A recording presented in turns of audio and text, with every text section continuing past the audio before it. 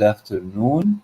Today I'm very happy to welcome award-winning novelist Georja Umano talking to us from Los Angeles, California. How are you, Georgia? Thank you very much Hi. for thank you for accepting the interview. Oh, thank Before we talk about your writing and your novel, I want to ask you about uh, what inspired you to love animal and become an animal activist. Oh, that's a good question. Hmm. Um, well, I guess when I was little, I loved animals a lot, and I used to, try to bring home any little animal I found, and um, little turtles and fish and just little things. And my mother really wasn't too happy about it. When I was, but I was like an only child, and my parents were divorced, and they were always fighting. So I always felt kind of lonely, and the animals always cheered me up. So when I was 8 years old, my uncle got me a dog at the shelter that I picked out. I love that dog. First time in my life, I felt so much love and actual warmth from another being. And unfortunately, my mother didn't think I could handle the dog, and she ended up disappearing the dog on me. And it broke my heart really, really bad. So bad that I had to close down my feelings about animals, or else I couldn't stand my mother. So I that lasted for decades. I went along, I went back to school, I was a good student, I made some friends finally, and went to college, had friends, the whole thing. Then I got married. Then one day I was in California, I was walking on the beach, and I saw a little dog. And it was like, oh my God, it just went right into my heart. And I just had to start doing research on dogs because I hadn't thought about a dog for so many years. And I Yeah. had to have a dog. I had to have. And then once I got the dog, it was just an amazing experience because it opened up my heart again for what was always there, but I had squashed it down for so long. And I was a comedian, actress at the time, and I made a little show with my dog, the Georgia and Marcello show, a show you can watch with your dog. And it was a lot of fun. And then I started learning more about animals in general. And then I didn't realize when I got my dog, he was a pedigree. I didn't realize even that there were so many dogs who needed rescuing. So I learned all about that. And then I started getting involved with some elephant advocates that we were trying to get a free Billy the elephant from the Los Angeles Zoo. And through that process, I met some incredible conservationists and elephant experts, and I just got more and more drawn into the elephant world. And so after that, I just kept becoming more and more of an activist and leading marches. And I started writing articles about elephants and other animals and going to Kenya to interview conservationists. And it was just became a real passion. And eventually, it just led me to want to live in Africa. And I moved there with my two dogs and my husband to see how I could do more for elephants. Mhm. Tell me about your experience. You've been in Kenya, correct? Hmm. Tell me about your experience there. What did you like about the country? Oh, Kenya, it's a wonderful country, so beautiful, so many beautiful animals. So the people are so nice. I have so many friends in Kenya, really a lot of good friends. And of course, it's a difficult life for them. It's most of them are very poor, and the government doesn't really supply them with some basic needs that we would be used to. Like they even have to pay money to send their kids to school, even though they're very poor, and that's a big burden on them.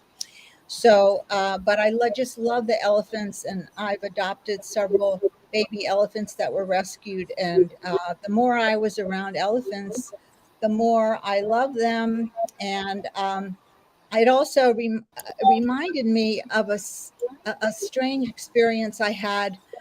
This was before I got involved with dogs and elephants, and I had had this hypnosis session. It was supposed to be to help heal something, but it somehow brought me back into another life.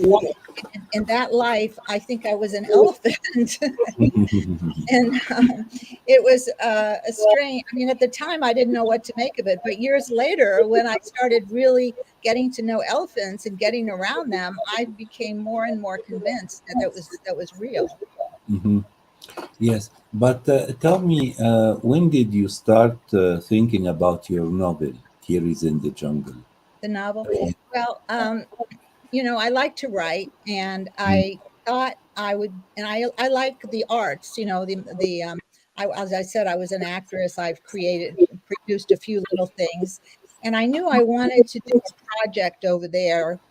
And I thought it was going to be a video project, but I couldn't quite work that out. But what happened was my little dogs, who I'm very love so much, and I'm close to, Roxy and Romeo, they had to come along because I couldn't leave them at home, and they were having their own experience.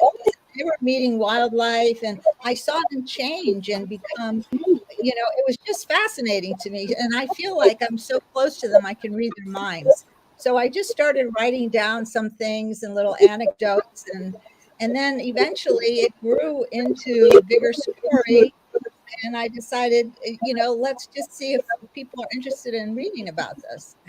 So I, wrote a novel. I put it into a novel. It took me a couple of years because I started writing it in Africa.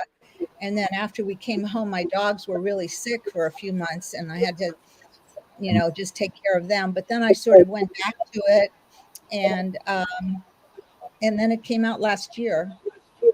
Yes, and I think it has won many awards, right? Yes, 9 awards.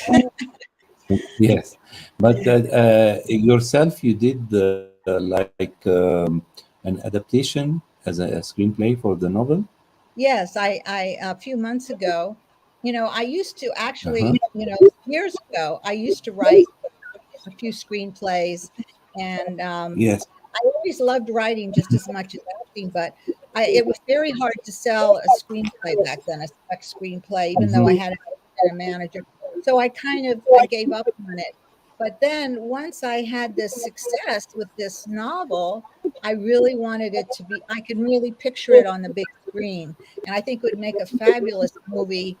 Um, it's from the dog's point of view, and the dogs are talking, and the dogs are learning things, and it's also people who watch it are learning things, because the Yes. dogs, it's like the dogs are learning, and you're learning along with the dogs what's wildlife really like, what does it all mean, what's my place in it, all this kind of stuff, what's, the all the conservation that needs to happen. These are things that the dogs learn piece by piece. But I, Yes. as an activist, I want people to love animals more and to do more for animals. And so this is like a inspiration for that. Yes. And do you think the screenplay will be adapted like as a feature film or an animation film? Well, if I had my choice, it would be live action with animation. I would like to Yes. have real actors in it. I mean, there's only a few major characters, but then there's the animals. The animals have to be CGI because Yes. I don't believe in training animals, wild animals especially, and there's a lot of wild animals in it. So they would Yes. have to be CGI, but hopefully they look very realistic. I don't want this to be like a little cartoon. And then also the main characters are full-blooded characters who have their own lives, like the person who's actually represents me, and it's not me.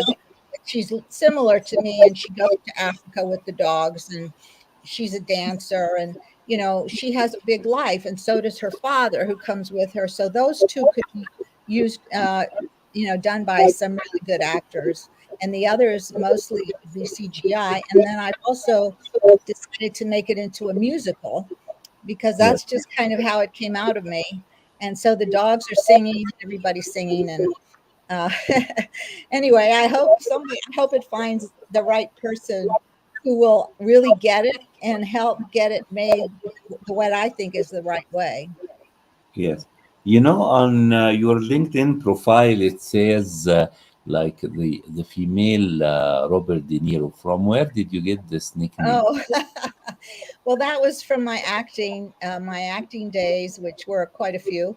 Um, Uh-huh, I played a lot of characters, and sometimes they had me playing kind of tough characters uh-huh. and characters from all different countries because nobody can tell what nationality I am. So Yes. Robert De Niro, I had a starring role in a short film called The Godmother, and I played a tough lady, the godmother, the lead role, and it won 30 awards around the world. And so I decided that I was kind of like a Robert De Niro type, so I just created a little video with me doing a Robert De Niro role, and I just called Yes. myself, you know, the female Robert De Niro. Yes. But Georgia, I want to ask you if you like to give an advice for people either who would like to venture into writing a novel or to become an activist for animals. What would be your advice according to your long experience? Well, as far as being an activist, there's so many more activists today than there were when I started, which was about 20 years ago. And whatever pulls you into wanting to help, and it could be motivated by climate change, could be farm animals, the way they're treated so badly, could be all the poor animals that are in shelters. It could even be the dogs that are being taken into the meat market in Asia. It could be the elephants who are being poached. All the animals in the world need help. That's all I got to say. I feel very, very distraught when I think about how humans have treated animals. And if you don't have to look very far, see what we've done, all the destruction that we've done to animals. So many of them are on the verge of going extinct. They have bad lives, and it's because of us and the way that we've developed our society. And we need to become more aware of that and change and realize that animals are sentient, feeling beings. They have families, they have emotions, they have intelligence, just like we do. And Mhm. it's not right for us to take advantage of them. So I think anybody who has a passion for that, start doing a little research. Is a great group. People for the ethical treatment of animals, they're great. There's a lot of elephant groups, there's a lot of dog groups. Whatever your interest is, join it and just learn and participate, and you can be part of the solution. And as far as what was the other question? How to get into writing or Yes, yes, like an advice for people venturing into writing either novel or right? screenplays like yourself. Yes, I would say just write. Like the main thing is not to give up. Just like even if you say, okay, every day I'm just going to take a half an hour and I'm going to write whatever comes to my mind, however it comes out. I'm not going to judge it. I'm not going to hardly even look at it right away. I'm just going to get something on paper. And that's what you need to do is just get a flow going every day. Just do for this half hour, whatever time you want to give to it that you can without giving up, because it's not that hard to do a half hour. And if you sit there, something, whatever comes up with, and the thing is, people judge themselves. Like, "Oh, that's not right. This isn't good." Okay, just keep writing, and eventually the good stuff will come out. Or maybe you're being too harsh on yourself. So, especially if it's when you end up writing about something that really means a lot to you, that's your gold, because that's what's in your heart and that's what you want to come out. And so, and of course you can read books about structure and different considerations later on, but I say in the beginning especially, just don't judge yourself. Right, just get yourself into the habit of writing, and then you'd be Yes, surprised if you just do that. And then if, say, a couple of months down the line, just go back and look at it, you'll find some golden treasures in there that you didn't expect. yes.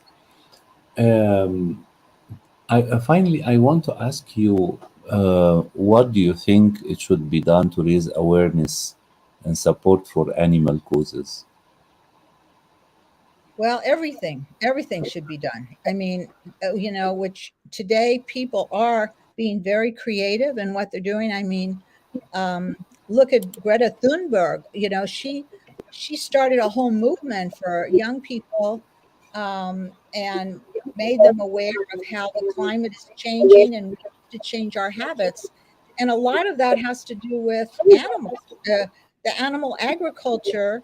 I mean, if you dig down into it, the studies show that animal agriculture is the biggest reason we have climate change, because in order to raise all these cows, they have deforested half the world, half, taken out half the trees in order to have cows.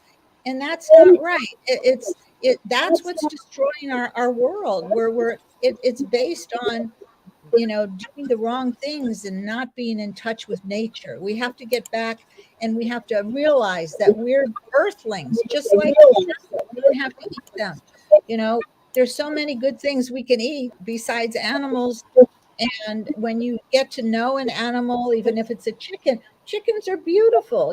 I had a chance to be around chickens when I was in Kenya, and they're so pretty. They have different colors and they have their own little personalities. And why do we want to kill them? I mean, we don't need to. We don't need to.